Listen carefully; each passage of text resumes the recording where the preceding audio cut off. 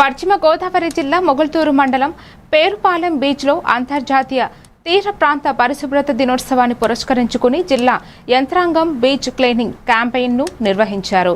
ఈ కార్యక్రమంలో పేరుపాలెం బీచ్ అంతటా ప్లాస్టిక్ ని చెత్తను క్లీన్ చేశారు. పేరుపాలెం బీచ్ అంతటా మొక్కలు నాటారు. ఈ కార్యక్రమంలో జిల్లా collector Chadalavada Nagarani, RDO Dasiraju, Narsapuram MLA Bommidi Nayakar, జిల్లా అధికారులు, గ్రామ నాయకులు, స్కూల్ విద్యార్థులు, అధికారులు, సిబ్బంది తదితరులు పాల్గొన్నారు. తర్వాత ఫీడ్ ప్లాంట్స్ ఎవరైతే ఉన్నారో అందరూ కూడా వచ్చి ఉన్నారు మేడం.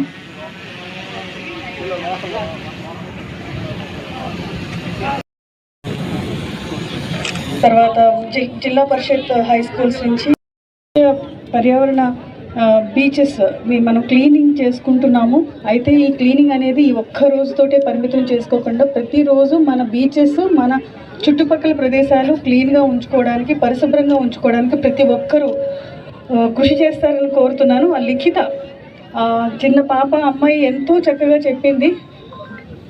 పర్యావరణంలో సముద్రం యొక్క పాత్ర రత్నగర్భం అని చెప్పేసింది. కానీ ఆ రత్నగర్భంలోకి మనం ఎంతో పొల్యూషన్స్ని, ఇండస్ట్రియల్ వేస్ట్ కానీ, ప్లాస్టిక్ వేస్ట్ కానీ పంపించి అక్కడ ఉండే ఒక సున్నితమైన మొక్కలు, ఎకోసిస్టమ్ అంతా కూడా మనం డిస్టర్బ్ చేస్తున్నాము. ఇప్పటికే అనేక రకాలైన జంతువులు, మొక్కలు అంతరించిపోయాయి ఈ పొల్యూషన్ వల్ల.